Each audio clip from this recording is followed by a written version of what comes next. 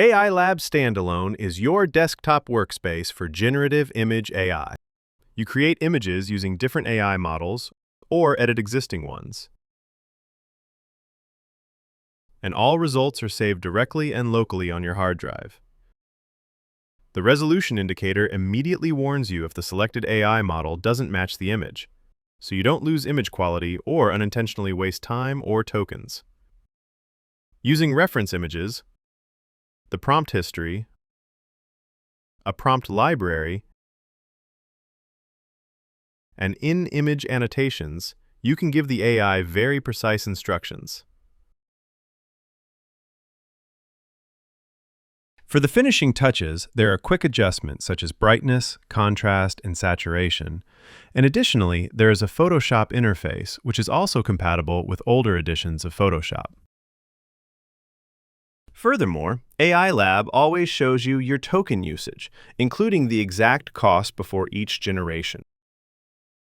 In this tutorial, I'll guide you step by step through the application. Let's get started. First, select a folder on your hard drive. You can also simply drag an image from the file browser into the main window or onto the thumbnail bar, and the folder containing that image will be loaded. You can load any image as a reference image by dragging it into the sidebar. When you click on a thumbnail in the reference image bar, you can also load an image from a different folder.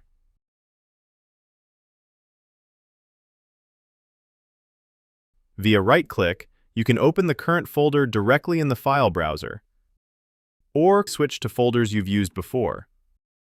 This allows you to move quickly between different projects while everything is saved cleanly in the correct location. You can also quickly paste a screenshot from the clipboard using Command or Ctrl+V. When you enter a prompt and click Create, a new image is generated without the currently selected main image. The size of the resulting image is determined by the selected aspect ratio and the output resolution of the chosen AI model.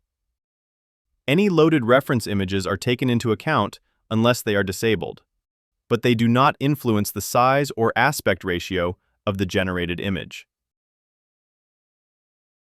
If an AI model supports fewer reference images than you have loaded, the extra reference images are automatically grayed out and disabled. To edit, let's switch back to Google's Nano Banana Pro and deactivate the second reference image, which we don't need right now. We can also delete it, as we don't need it anymore. The main image should be the portrait model, which I have already retouched with AILab, and I want her to present the serum from the reference image, so I choose the corresponding prompt from my library. When you click Edit, the loaded main image, along with any reference images, is sent to the AI for editing. In this case, the size of the result image is determined by the aspect ratio of the main image and the resolution of the selected AI model. Since AI models do not support arbitrary pixel sizes, the resulting image may differ slightly in aspect ratio. While we're on the topic of image sizes, if the little stars in the Edit button are highlighted in orange, this indicates that choosing a different AI model might produce better results or save time or tokens. For example, if your image is roughly 2K in size, such as 2048 by 2048, and you've selected Nano Banana Pro 4K, you can save time and tokens by switching to Nano Banana Pro 2K.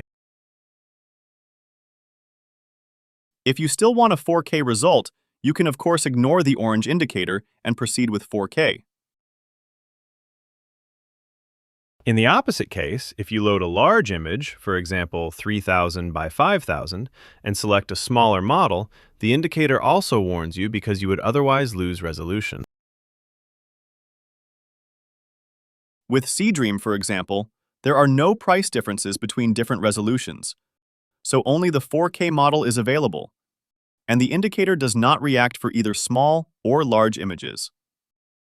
In summary, if the indicator turns orange, take another look at whether a different model might be more suitable. Technically, however, there are no restrictions on sending a prompt, even when the indicator is orange. As you would expect from desktop software, you can zoom and pan directly within the result image to inspect every detail. In the navigator, you can switch to a one-to-one view to better judge image quality. You can move the visible area either directly in the image or via the navigator. Using Fit, the image is scaled to fit the window. Depending on the image content, you can also choose a different background color via right-click for better contrast. Your custom background color can be set in the settings. You may also want to limit the prompt history in the settings, as reference images are always saved with the prompt.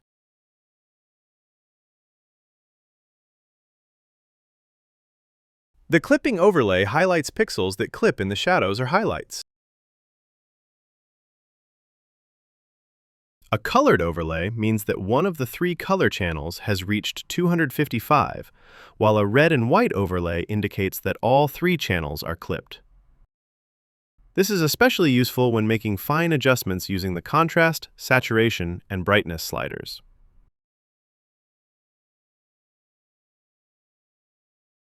When you adjust color, brightness, or contrast and then send a prompt, the modified image is sent to the AI, but the original image is not altered and the sliders are reset.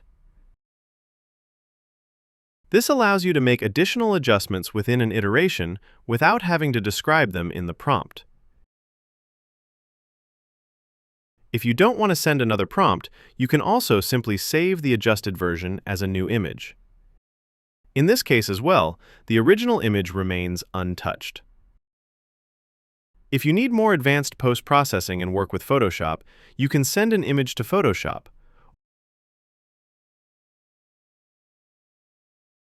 or receive the active layers, or the entire document if no layer is selected, from Photoshop.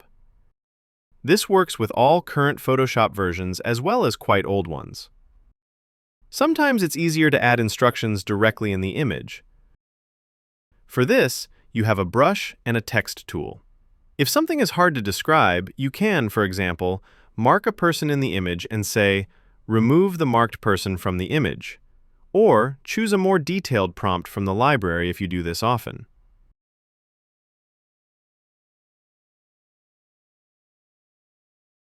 You can also use the text tool to place markers such as 1, 2, 3, or A, B, C in the image and refer to it in the prompt.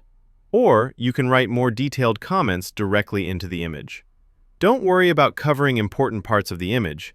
The annotated image is sent to the AI as an additional, separate image. Using the eraser, you can delete individual annotations, or you can reset all annotations at once using the button on the right. When you switch images, also, all annotations are automatically discarded. I don't do that now as I'm not finished with my editing. If you want to reference a specific image in a prompt, you can type the @ symbol while entering the prompt, and the available images will be suggested. This is especially helpful when something is difficult to describe in words. In this case, I have 2 gray sweaters, and it is difficult to differentiate between them using words alone. So it is great to use referencing in combination with image annotations.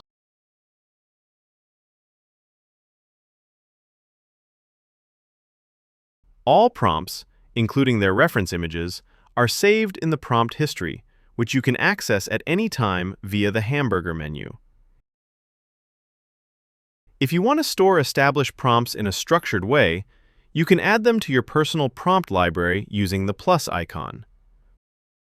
For better organization, first select a category, or create a new one, and then give the prompt a descriptive name. You can decide whether the reference images used should be included in the prompt entry. For practical reasons, reference images are stored in prompts with a maximum edge length of 6,000 pixels. In return, they are permanently embedded in the prompt, so you don't have to keep them in a specific location on your hard drive. This also allows you to easily share a saved prompt, including its reference images, with friends or colleagues. Using the folder icon, you can open the folder where all prompts are stored. Simply pass on the corresponding file or place a prompt file from someone else into this folder if you want it available in your library. On the AILab Standalone website, under the Prompts menu item, you will also find several prompts for inspiration that you can easily download and copy directly into this folder.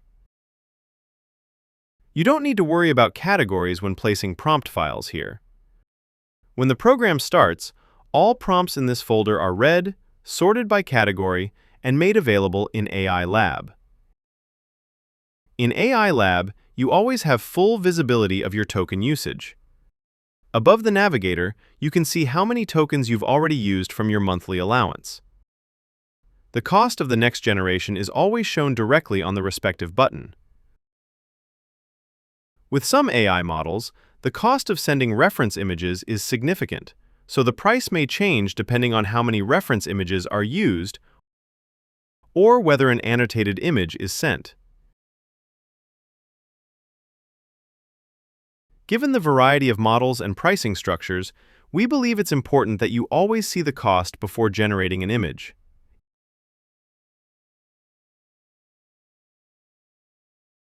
If you ever run out of your monthly token allowance, you can simply subscribe to a second license and switch between licenses via the Info menu.